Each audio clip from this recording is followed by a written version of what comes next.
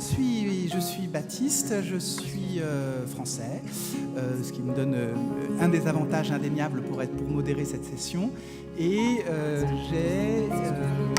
je suis le père d'une petite fille de 10 mois qui est née par GPA aux États-Unis.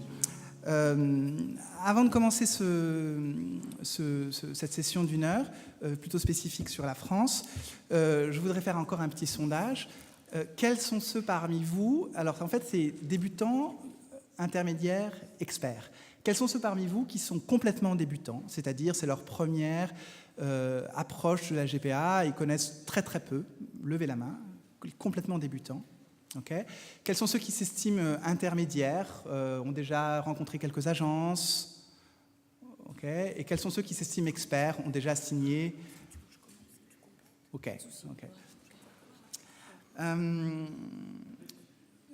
Donc on va faire d'abord on va vous faire intervenir vous, et si c'est ok.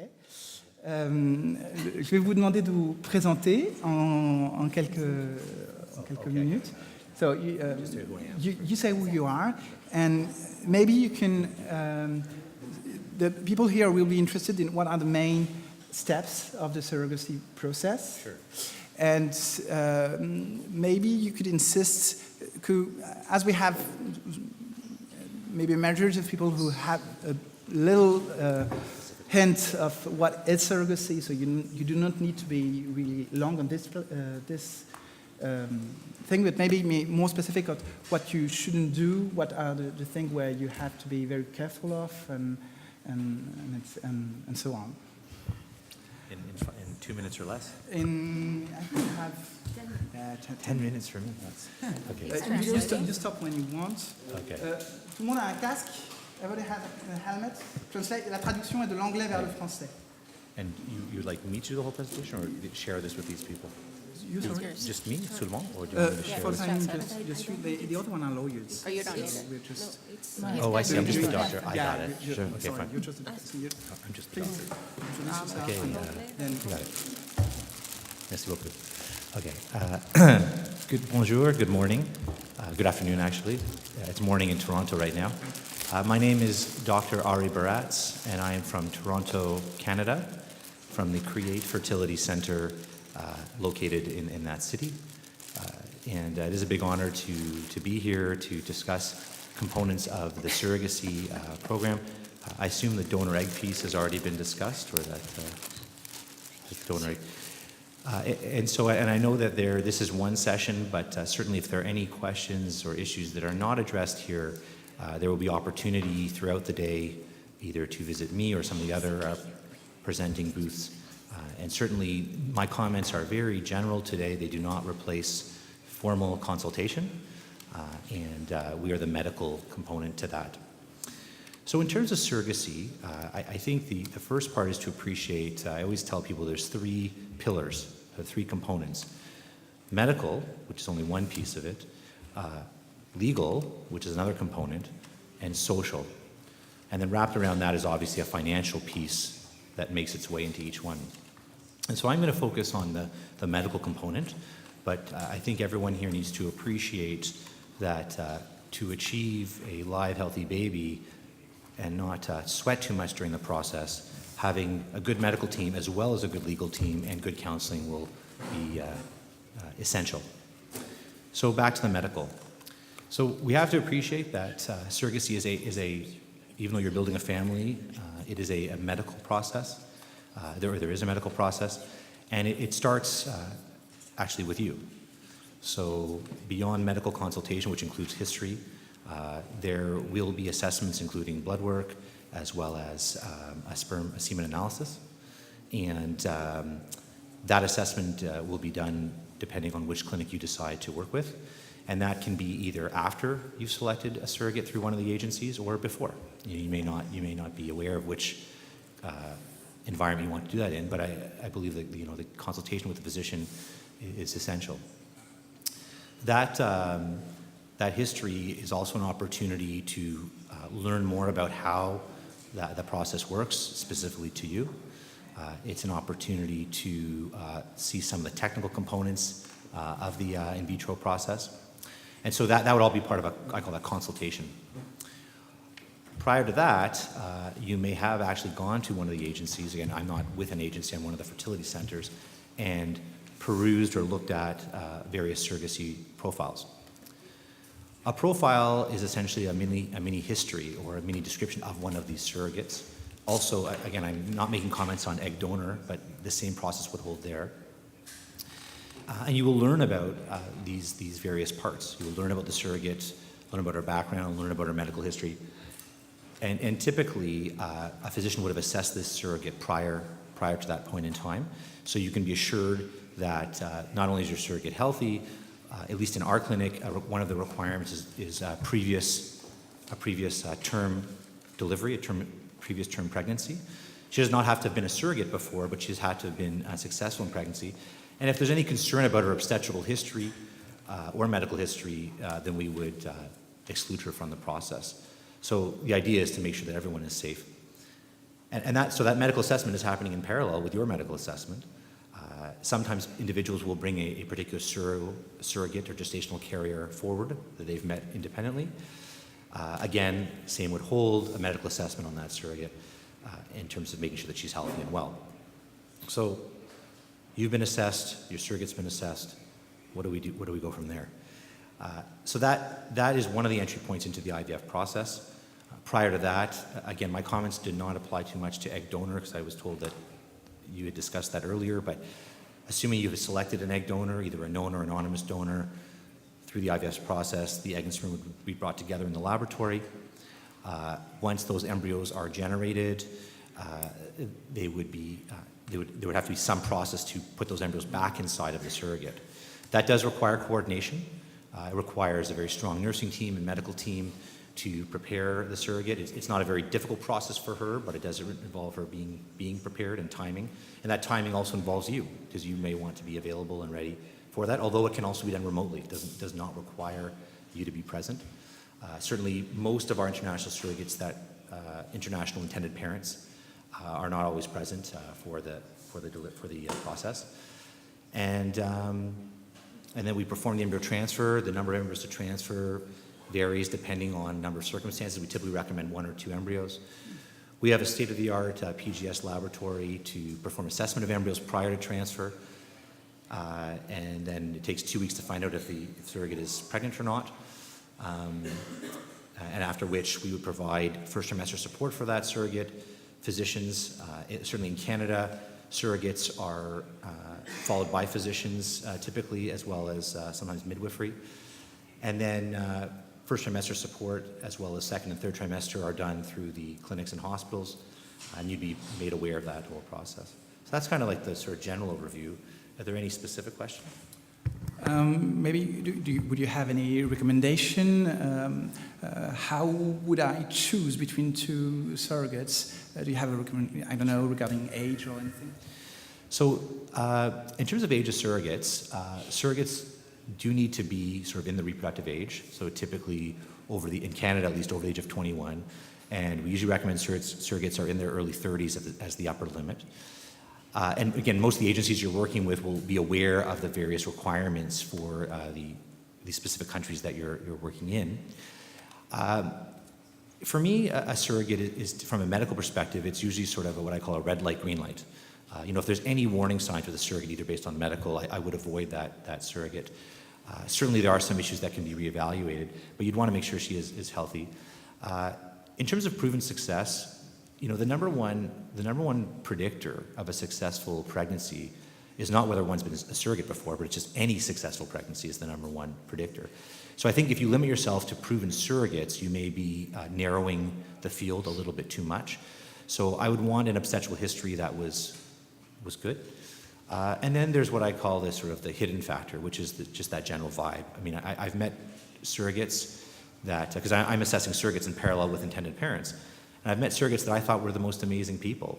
And then when it comes to the intended parent, they said, it's a je ne sais quoi. Like there's something about, does that make sense in French? Mm-hmm. Something I don't know, I'm not comfortable. So I would be very frank and say, look, yes, there's a lot been invested, but you have to be with this surrogate not just for this pregnancy, but in the future. There will be a relationship there. And so if you're not comfortable, even if you can't quantify it, then I think you need to engage your medical team and clarify why that is. That might be in the counseling area. So it's beyond just the medical assessment. I think it's also just a general comfort. But in terms of performance, even if they fail to transfer with another couple, that does not predict that they'll fail with your embryos. Remember, the embryos that are generated are a function of egg from one source and sperm from another. You are a unique couple and a unique scenario, and that just because a sero has failed in a previous environment, it doesn't mean they will fail. And then also, you will be typically in a same-sex male couple, there will be two sources of sperm, or two options for sources of sperm. Just because embryos failed with one partner, does that mean that other partners' embryos will not work? Not at all, actually. And do you have? Could you tell us a bit more about pre-implantary diagnosis? Explain what it is. Sure. So PGS, or pre-implantation genetic screening, is probably one of the newest technologies that the laboratory, the IVF laboratory, has introduced. And it comes back to one of the major reasons why donor egg surrogacy cycles don't work. And the main reason, by far, is probably embryonic. I mean, there's something wrong with that embryo, something wrong with the blueprint of that embryo. So the analogy I use, it's like when you're trying to build a building. You know, if the plans for the building are not good, the building will never be built. And similarly with embryos, if the blueprint for that embryo, the chromosomal integrity, is not intact, the embryo will fail, even if it looks beautiful in our laboratory. So PGS, pre-implantation genetic screening, is a means by which in our laboratory, prior to putting the embryos in the surrogate, embryos can be selected beyond just their appearance, but for their chromosomal integrity. It is in most IVF units, it is an extra fee and an extra procedure. It will result in making the embryo pool that you generate smaller, because there are some embryos that will look normal but are not. But it will actually enhance pregnancy rates. It has been shown in some studies that pregnancy rates with PGS applied on top of egg donor and surrogacy can achieve pregnancy rates 80-85% over 2 or 3 transfers. So, I mean, that's a very impressive number. That means most people will conceive with the PGS. It also results in fewer transfers. So if I was a couple trying to travel to another country, even a country as beautiful as mine, you might not want to have to come there all the time. It would be a lot easier. We also are seeing that it's translating financially to savings, because it results in fewer transfers because there are fewer embryos to work with, yet higher pregnancy rates. So it is not a perfect technology. Obviously, it may yield results that you may not like. Like, you may have 6 embryos from the IVF process and find out that only 1 or 2 are normal. That does not mean your embryos won't work. It just means you're going to be more specific and direct. Our personal clinic, the Create Fertility Center, has an in-house PGS lab. So I think that might be an important feature when you're looking at various either North American or other European centers. How much PGS have they performed? You don't want your embryos to be the first PGS that they've done. So I think that's a very reasonable question. And that question there should be a response for that from the center that you're working with. That's it. And as my question, as you can see, are just to explore the way to improve or to have a better success rate.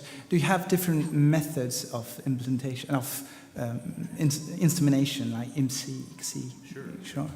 Could you briefly explain the difference? And is it necessary for the couple to have a sperm analysis before doing the process? Mm-hmm. Well, as I'd mentioned before, that you want this process to be as successful as possible with as little stress as possible, and the best way to do that is to prepare. And so even though semen analysis can be a bit of an annoyance and irritating, I do recommend semen analysis being performed, not so much for its precise diagnostic value, because remember, most of the people in this room don't actually have an infertility problem. They're just accessing a fertility center to achieve a goal. And so there are individuals out there where they'll have high, medium, or low sperm counts that will be translatable to a problem. You're doing it more for the fact you just want to have evidence that sperm is present. You can live a very healthy life having low sperm counts or absent sperm and not knowing it. So it's more, in my view, it's just to confirm that sperm is present. I would want that to be done. Either it does not have to be done remotely, like it does not have to be done in, let's say, Toronto. It can be done locally, whichever country you're from. But I would say that's a requirement in my practice. In terms of how the sperm is handled, Well, first step is typically a lot of our patients provide frozen sperm samples. And very often the question's asked to me, if I'm using frozen sperm, am I compromising my care? Like, do the sperm get ice on them and not work? And the short answer is no. Frozen sperm is very successful. A very large percentage of third-party reproduction is performed with frozen sperm. And very often patients from abroad will come in advance during one of their visits and bank sperm with us to help make the process easier. So that comes into the last point, which is how do we handle the sperm in the actual laboratory? IVF is not, so IVF specifically refers to in vitro fertilization, or taking, let's say, 50,000 sperm and mixing them with an egg. And if you have, let's say, 15 to 20 eggs from an egg donor, doing that for each of them. And you'll probably have very high fertilization rates. You know, I suspect most of the eggs will fertilize. But you have to also realize, and there are studies that support using straight IVF for egg donor. But the problem is if there is any hint of a sperm problem, or if there's any anxiety about sperm, ICSI is usually recommended, where ICSI stands for intracytoplasmic sperm injection, where one individual sperm is placed into an egg. And so very often our couples will opt for that. It's not a requirement. It's not a huge extra expense. And there are no hazards in doing ICSI. Original data suggested that, but current data supports its use. And it does provide you with, again, some of that comfort knowing that you've done everything possible.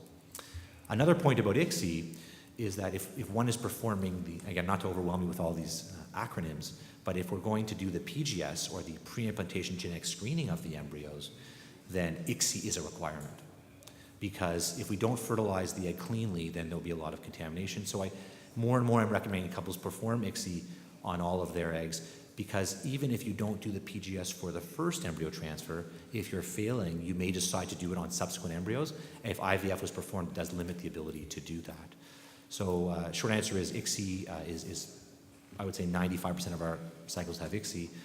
PGS is increasing as a technology. I would say probably about a third of our cycles are using PGS right now. Well, thank you, doctors. That was really interesting. Now we will move to Diane and Laurence and Clélia with the same question as going back to France. La même question, comment rentrer au pays? So, Diane, you will be first. Just could you explain briefly what are the different possibilities as regarding the birth certificate? One father, two fathers, father and a surrogate, father and nothing. Why is it so different, and where can we have what? You have, 6 minutes, 5-6 minutes. Okay. Good afternoon. My name is Diane Henson. I am the owner and founder of Greater Family Connections. I'm an attorney. And the situation with our French dads has been changing dramatically. And as you'll hear from my French colleagues, that is because it changes in France. What we want to do is give you a birth certificate that will allow you to do what you need to do when you get back to France. So in the US, by contrast, the process is fairly simple, but not so simple. In the US, there's no national law. It's very state by state. And so in part, it's also going to depend on what state your surrogate lives in. And some of you may have seen the map that exists. It's on my website. You can also go there, surrogacy-map.com. Ruthie's going to show it to you just very briefly. And but if you go to surrogacy-map.com, you'll see it. And you'll see there are some green light states, some light green states, some yellow. So we use traffic light signals. If it's green, you're good. You can even get both dads on the birth certificate before birth. You can get a pre-birth order that says you are the dad or dads, your surrogate's rights are terminated, and then we'll order the vital records to issue a birth certificate naming both of you, and it will look just like anybody else's birth certificate. We actually write that into the order, no mention of surrogacy. The light green ones are usually immediately after birth, and so we usually talk to our parents and say, is that okay with you? Because some parents are so nervous that they're worried about that. It doesn't usually make a huge amount of difference in the US, but if you're so nervous that you just really want that ahead of time, we'll work with you and make sure we're in that kind of a state. Yellow light states are ones where surrogacy is not enforceable, the contract, but they can still get parentage order. Personally, I think people are crazy to go to those states because you cannot enforce the terms of the contract. And a red light state is where you cannot even get names on the birth certificate or enforce it. For example, I'm right in the Washington, D.C. area. In the District of Columbia, as we call it, Washington, D.C., surrogacy contracts are criminal. We would never, ever match you to a surrogate in D.C. unless we can get the law changed, which we're working on. So you want to just stay away from one of those states, but if you have a choice, don't even go to a yellow light state. Well, it's, beware, beware, beware. We want to protect your right. So, assuming we can get a birth certificate with one or both of your names, then the question is, do we go back with one or both? And it's changed over the years, and we do that because of the law in France. We can do whichever you prefer. And so what we do is we're actually very honest with our judges because a lawyer is an officer of the court.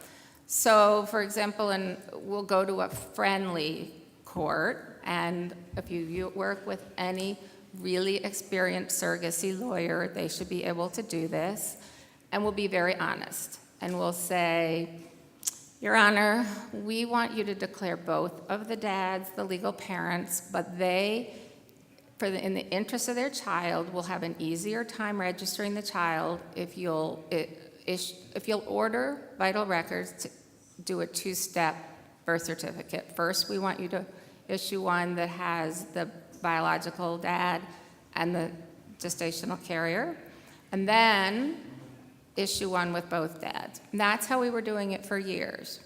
Now, just very recently, it changed, and sometimes we were able to have them go straight to the two dads, and I'll be interested to hear what my French colleagues say, because with the European Court on Human Rights, theoretically, we should be able to go there, but some of our dads still prefer the two-step. We like to say, well, how risk-averse are you? What makes you feel comfortable? And then, depending on that, we need to take that into account when we match you to a surrogate, because in some states you can get two-step, in some states you can't get two-step. The process is very different in different states, so we just need to tailor our matching to that, and different people have risk aversity, but and in some countries, you can get a second parent adoption, and some you can't, and so we want to listen to you and do what's good for you. And yesterday I heard Clelia say, and don't even try to do the registration yet. And that's okay, because in France you can keep the baby on the US passport. We have lots of clients who their dads, they still have them, but if you lived in the UK, you couldn't do that. So there are good things about France, bad things about France. Thank you very much. Donc maintenant, on va parler de la suite, c'est-à-dire une fois que le bébé naît et qu'on prend son avion pour le ramener en France. Moi, j'ai compris qu'il y avait deux grandes thématiques. D'une part, le visa et la résidence, et d'autre part, la transcription de l'acte de naissance. Laurence, est-ce que tu peux nous expliquer ce que c'est que la transcription et à quoi ça sert? Voilà. Et je te passe le micro. Merci. Donc, je me présente, Laurence Roch, je suis avocat au barreau du Val-de-Marne. Alors, avant de parler juste quand même de la transcription, s'agissant quand même de l'entrée en France, pour un certain nombre de pays, il n'y a pas besoin de visa, donc notamment les États-Unis. Donc, l'enfant peut être amené avec un passeport américain. Il n'y a absolument pas besoin d'aller demander un passeport français. Je dirais même que non seulement il n'y a pas besoin, mais je déconseille aujourd'hui encore d'aller à l'ambassade de France solliciter un passeport français ou une carte nationale d'identité, puisque c'est là que les ennuis commencent, puisque avant de délivrer le passeport français ou la carte d'identité, on va solliciter la transcription de l'acte de naissance. Alors soyons clairs, qu'est-ce que la transcription d'un acte de naissance? En fait, en France, comme dans beaucoup de pays, dès lors qu'on a un acte de naissance étranger et qu'on est français, pour faciliter la demande de ces actes, On a un registre qui est détenu à Nantes, qui centralise tous les actes de naissance des Français nés à l'étranger et qui recopie en fait sur un formulaire détenu par Nantes les informations de l'acte de naissance étranger. Autrement dit, j'ai un acte de naissance de San Diego, je le fais apostiller puisque c'est une obligation au regard de la loi, enfin de la Convention de 61, et je demande au ministère des Affaires étrangères, service central de l'état civil, de le transcrire. C'est là où les ennuis commencent. Pourquoi ? Parce que, justement, Madame venait d'évoquer le problème de la mention sur les actes de naissance. Diane Kingston, je ne veux pas faire de bêtises, mon anglais. Mais vous venez d'évoquer les problèmes de mention sur les actes d'état civil. Il est évident que lorsqu'il y a deux pères sur un acte de naissance étranger, ça va poser une difficulté pour les autorités françaises au regard de la filiation. D'abord parce qu'en France, il faut savoir une chose, la filiation n'est pas juridiquement liée à la filiation biologique pour les hommes. C'est-à-dire qu'il ne suffit pas que le nom du père soit mentionné sur l'acte pour que ça vale l'établissement de filiation. Il faut soit que le père ait reconnu l'enfant, donc ça peut être une reconnaissance qu'on fait arriver en France à la mairie de lieu où on vit, avec l'acte de naissance de l'enfant. Ça, c'est vraiment important. Soit ça peut être une déclaration notariée, soit ça peut être une déclaration sur l'acte de naissance. C'est-à-dire, je suis celui qui déclare la naissance de mon enfant. Et là, on a une filiation établie. Soit les deux hommes sont préalablement mariés. Vous savez que le mariage pour tous est possible en France, désormais. Mais si tel n'est pas le cas, vous n'aurez pas de filiation établie en France. S'il n'y a pas de filiation établie en France, indépendamment du problème de transcription, il y aura un problème de reconnaissance de la nationalité française de l'enfant. C'est-à-dire obtenir le certificat de nationalité française, la carte d'identité et le passeport. Je reviens maintenant sur le problème de transcription. La transcription n'est jamais une obligation. J'insiste vraiment là-dessus. Je voudrais que vous repartiez en vous disant que vous n'avez aucune obligation d'aller demander cette transcription. Donc, on ne se jette pas dans la gueule du loup, on ne va pas la demander actuellement parce qu'aujourd'hui, je ne peux certainement pas dire que les difficultés soient terminées au regard du droit français, bien au contraire. Je ne sais pas du tout ce que sera la position de la Cour de cassation. Et aujourd'hui, l'État français souffle le chaud et le froid, mais certainement que Clélia a dû en parler hier. Donc aujourd'hui, malgré les arrêts de la Cour européenne des droits de l'homme qui ont dit que refuser de transcrire les actes pour des ressortissants français qui avaient eu recours à la GPA, c'était contraire à l'article 8 de la Convention européenne des droits de l'homme. Aujourd'hui, la France refuse d'exécuter ces arrêts. Ça veut dire qu'aujourd'hui, par exemple, les époux Ménesson, pour ne citer qu'eux, n'ont toujours pas la transcription de l'acte. Donc, autrement dit, la France se positionne aujourd'hui de manière extrêmement ambiguë sur la gestation pour autrui. C'est-à-dire qu'en deux mots, soyons clairs, elle n'a absolument pas envie de faciliter la transcription des actes. Donc, elle va faire du cas par cas et il faudra avoir recours au tribunal de grande instance de Nantes, puis de Rennes, puis de la Cour de cassation. Je dis que plutôt que de se lancer dans la gueule du loup, même si ça fait vivre les avocats, mais ce n'est pas votre problème, soyons clairs, ne la demandez pas. Un acte d'état civil étranger apostillé est opposable en France, c'est l'article 47 du Code civil. Vous le dotez, vous le gardez, vous le lisez, vous l'apprenez par cœur, circulez, il n'y a plus rien à voir. Point. La seule chose qui compte, je le dis, quand vous arrivez en France, vous allez demander la carte d'identité et le passeport de l'enfant avec cet acte apostillé. Donc, quand vous partez des États-Unis, demandez plusieurs copies de l'acte et de l'apostille. Parce qu'après, c'est vrai que vous pouvez le faire par Internet, mais bon, selon les États, c'est plus ou moins cher, il faut attendre. Donc, quand vous partez avec plusieurs copies d'actes et plusieurs apostilles. Vous en aurez certainement besoin d'une pour la sécurité sociale, besoin d'une pour la carte d'identité et le passeport au moins, et peut-être éventuellement besoin d'une pour l'école. Tout ça pour dire que la transcription n'étant qu'une facilité et pas une obligation, le fait de ne pas recourir à cette transcription n'empêche pas les enfants d'avoir une vie quotidienne classique qui ressemble à celle de tous les autres. Je veux dire, là, j'ai suffisamment de recul en termes de GPA pour avoir des enfants qui aujourd'hui ont entre 16 et 20 ans et qui vivent leur vie avec leur acte de naissance étranger, qui ont eu leur carte d'identité, leur passeport et qui les ont toujours renouvelés. La seule différence, c'est qu'il n'y aura pas de livret de famille. So what ? Je veux dire, l'acte de naissance est largement suffisant. Sur les certificats de nationalité française, il faut être clair, aujourd'hui, depuis l'avis du Conseil d'État du 12 décembre 2014, c'est réglé. Il y a une circulaire de Taubira qui était à mon avis inutile, mais enfin elle l'a prise, tant mieux, qui dit que c'est pas parce que au regard de l'acte de naissance on peut soupçonner une GPA qu'il ne faut pas donner le certificat de nationalité française dès lors qu'un des deux parents est français. Le Conseil d'État avait été saisi par un certain nombre d'associations, dont celles qui étaient contre le mariage pour tous. Le Conseil d'État vise les arrêts de la Cour européenne des droits de l'homme et dit « Moi, je suis désolé, refuser de reconnaître la filiation à l'égard de ces enfants dont un des parents est français est contraire à l'article 8 de la Convention européenne des droits de l'homme, donc on doit délivrer les certificats. » Depuis, ça a débloqué les dossiers. Donc les certificats sont délivrés. Donc là, c'est le service central, c'est le service de la nationalité à Paris, il n'y en a qu'un seul qui fait ça, et il le fait. Vous avez votre certificat de nationalité française, vous demandez les cartes d'identité et les passeports. Alors c'est vrai que certaines mairies, enfin certaines préfectures continuent de vous demander l'acte de naissance transcrit à Nantes, donc vous vous affolez. Eh bien, non, on reste droit dans ses bottes. Article 47 du Code civil, vous dites, écoutez, j'ai un acte étranger dûment apostillé, ma convention de 61, vous le prenez. Si vous ne voulez pas donner la carte d'identité, vous me donnez une décision, on verra. Et actuellement, ça débloque. Sur la transcription, soyons clairs, les actions sont en cours devant le tribunal de grande instance de Nantes, lequel a renvoyé les affaires en attendant un arrêt de la Cour de cassation qui doit passer, puisqu'il y a 2 couples post-Ménesson, c'est-à-dire des couples qui ont demandé la transcription après les arrêts de la CEDH. Donc on va voir quel va être l'avis de la Cour de cassation. Moi, j'ai tendance à être pessimiste, je crois que Lélia est plus optimiste, mais moi, quand je vois le dernier avis qu'a rendu la Cour de cassation en disant la PMA, c'est OK, la GPA, c'est frauduleux, je ne suis pas convaincue qu'ils vont lâcher l'affaire comme ça, parce que, encore une fois, c'est un chant du cygne pour la France, c'est vraiment une résistance par rapport à un certain nombre de pays européens. J'ai certainement été trop longue. Non, c'est parfait, c'était magnifique, c'était vraiment parfait. C'est parfait.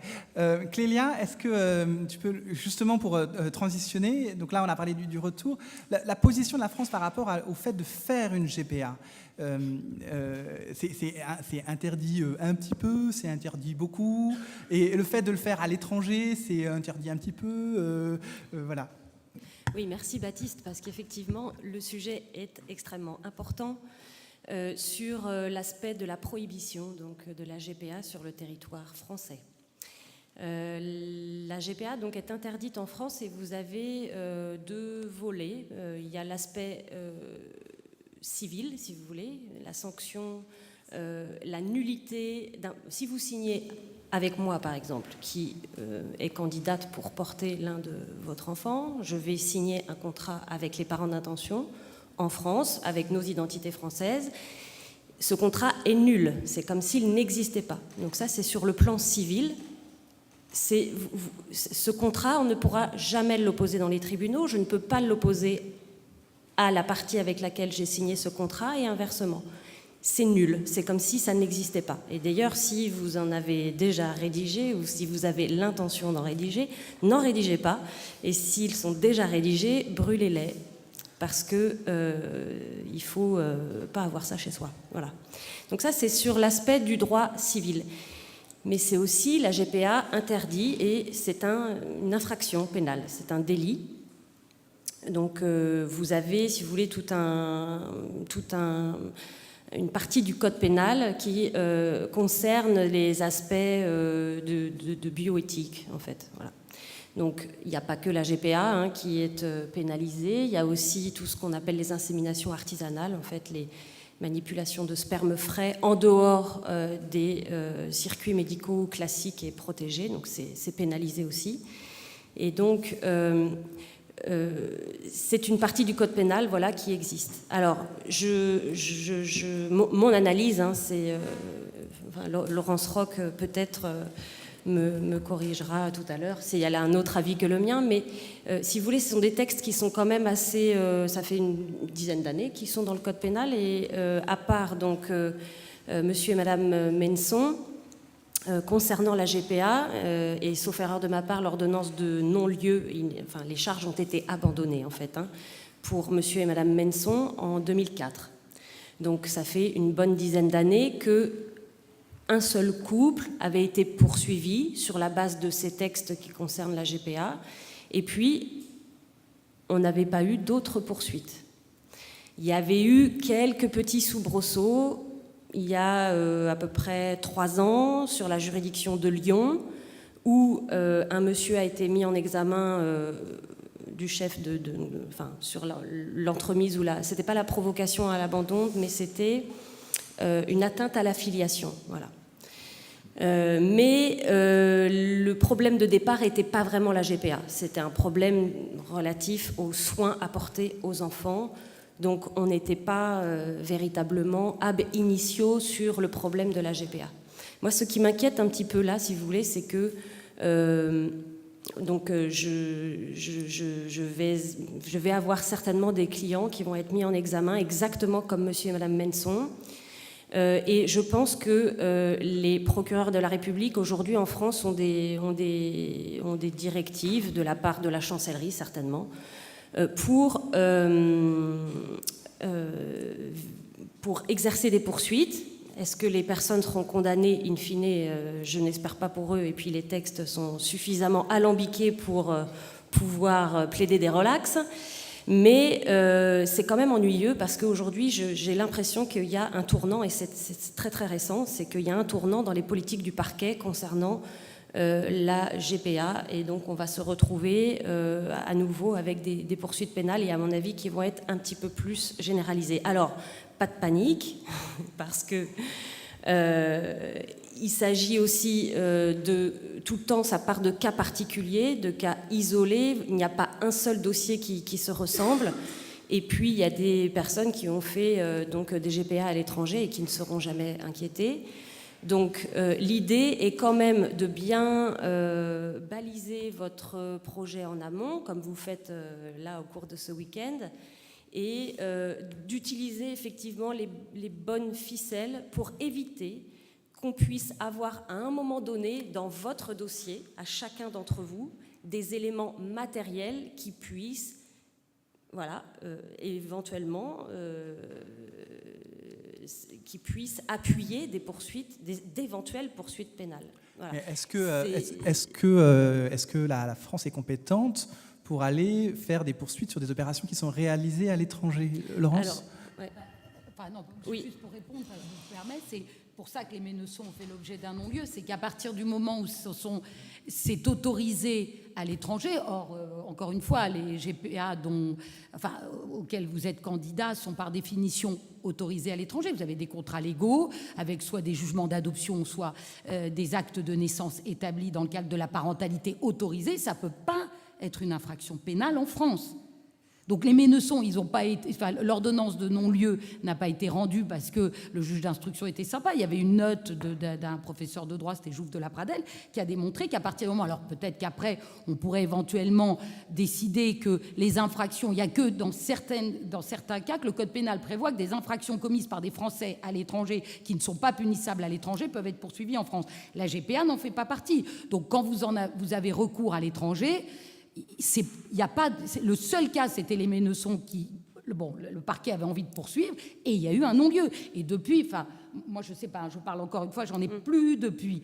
Ce que je sais, c'est que ce qui est vrai, c'est ce que fait le parquet, mais c'est un peu pour dissuader, c'est que sur instruction du parquet civil de Nantes, donc c'est plus sur des problèmes de transcription. En réalité, les dénonciations, elles viennent parce que les gens ont été dans les consulats, demander la transcription, le consul fait des notes intérieures au parquet de Nantes, et le parquet de Nantes demande à ce que les gens, une fois rentrés en France, soient entendus par les policiers, lesquels sont totalement paumés, parce que je vous le dis tout de suite, un policier qui voit arriver des gens et qui doit interroger sur des problèmes de GPA, honnêtement, dans les commissariats, ça ne les concerne pas du tout. Les types sont paumés, ils ne savent pas quelles questions poser. C'est une audition libre. Ils posent 3 questions. Ouais, bonjour, vous avez eu recours à GPA, d'accord, vous le reconnaissez, vous ne le reconnaissez pas, au revoir, merci. Tac, et ils renvoient. Moi, je dis souvent aux clients, allez-y, et vous dites, je ne souhaite pas répondre, c'est une audition libre, vous faites ce que vous voulez. Le type dit, voilà, j'ai reçu monsieur machin, il n'a pas voulu répondre. On renvoie le procès verbal au parquet de Nantes et il ne se passe rien. Enfin, il ne se passe rien, sauf que la transcription est bloquée. Comme je viens de le dire, vous vivez votre vie indépendamment de la transcription.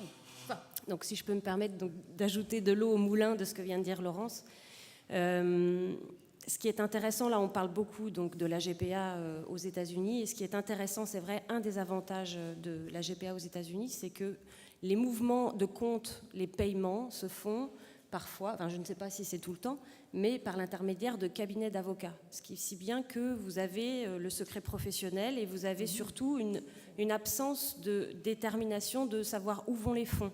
Parce qu'il faut absolument, en cas de poursuite pénale, pouvoir dégager tout lien matériel avec effectivement le territoire français, dès lors que la GPA se passe dans un pays où c'est autorisé, etc., etc.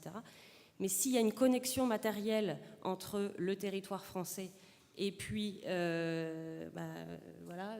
ce n'est pas vers un cabinet d'avocats que les fonds sont transmis, il peut y avoir des soucis.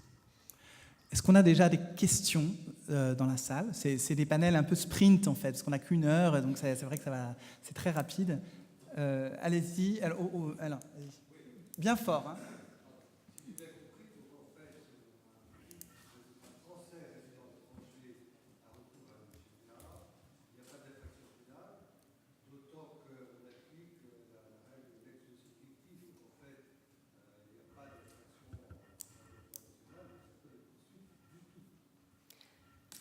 Alors, il peut y avoir des poursuites. Après, est-ce qu'elles vont aboutir? Voilà, évidemment qu'il y a...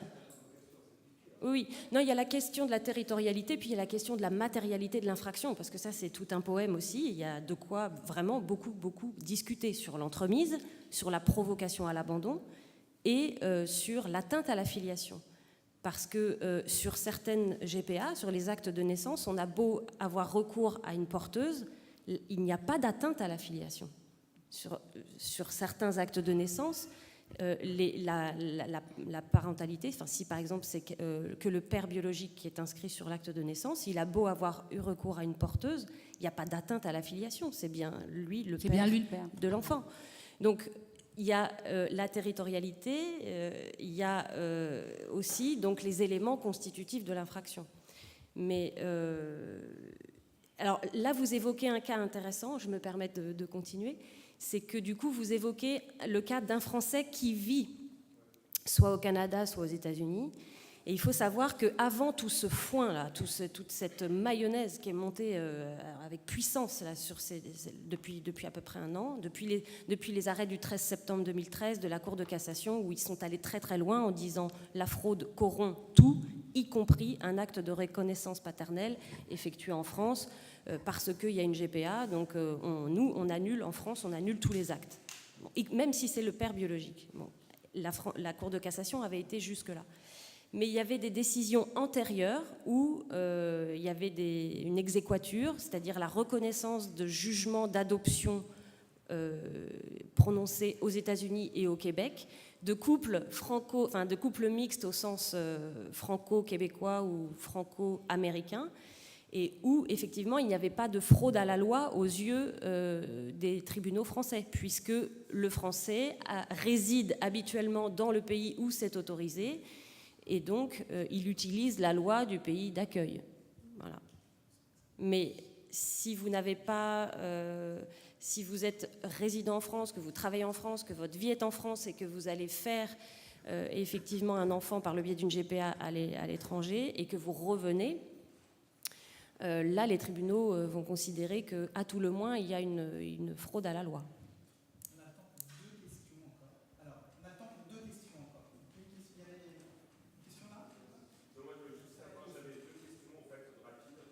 La première, c'était, est-ce qu'on parle beaucoup des États-Unis, mais est-ce que par rapport au retour avec l'enfant, et par rapport avec le Canada, est-ce que c'est plus compliqué, plus simple, pareil?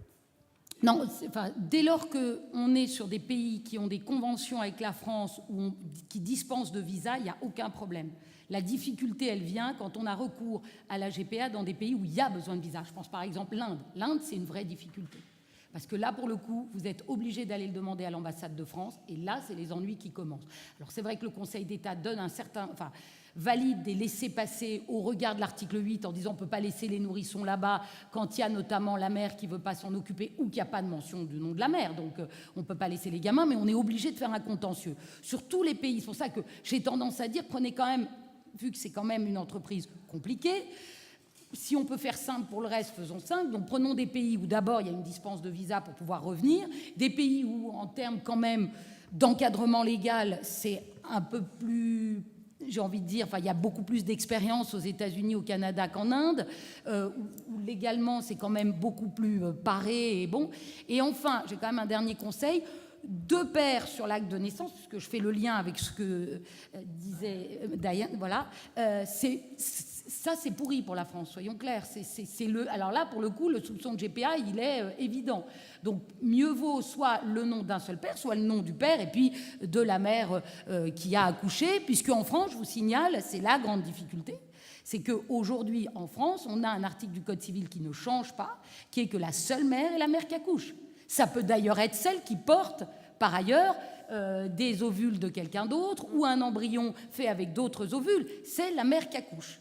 C'est ça qui bloque la GPA, soyons clairs. He asked which is better, Canada or US? Is that what he asked? No, it didn't. Oh, there are huge differences between... Coming back. Oh, right, Just right. only coming back. Just on this. I said Yeah, there is yeah. no visa for it. Yes, there is no difference about visa. Because you're That's going right, to come no, I back didn't on a passport, right? Yeah, I think the only issue, though, Right. I can speak from the Canadian experience, is that we have a declaration of parentage when the baby is born, and it does smoothen the process when the baby is born. I can't speak to the going overseas. We've been doing surrogacy since 1999, and we have not had one rejected case that I'm aware of. I can't speak what happens in the airports, but we have not had one rejected case. And I think that's an attractive aspect of the Canadian system, because once that baby is born, you don't want to have to futz around with, I don't know how you translate futz around, you don't want to be running around doing things. You want to make sure that at that moment, you know exactly who the daddies are.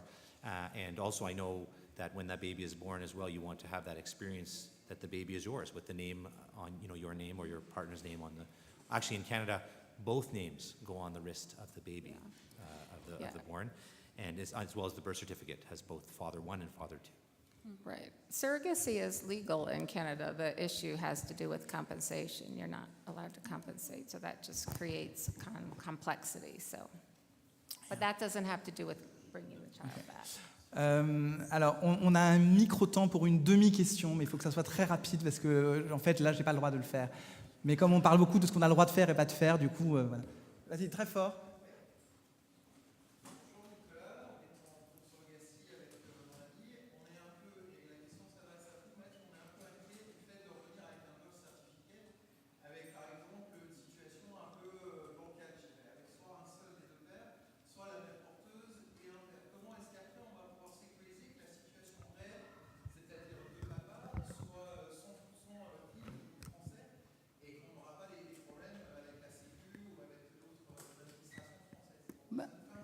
Vous n'êtes pas marié.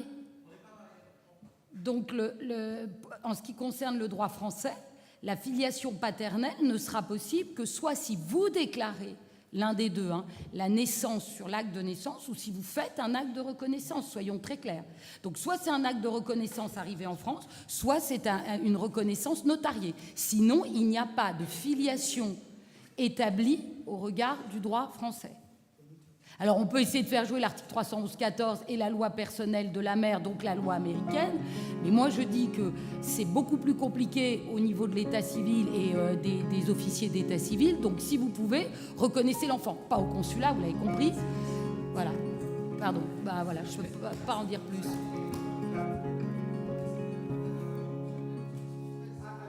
Chaud. Bien sûr.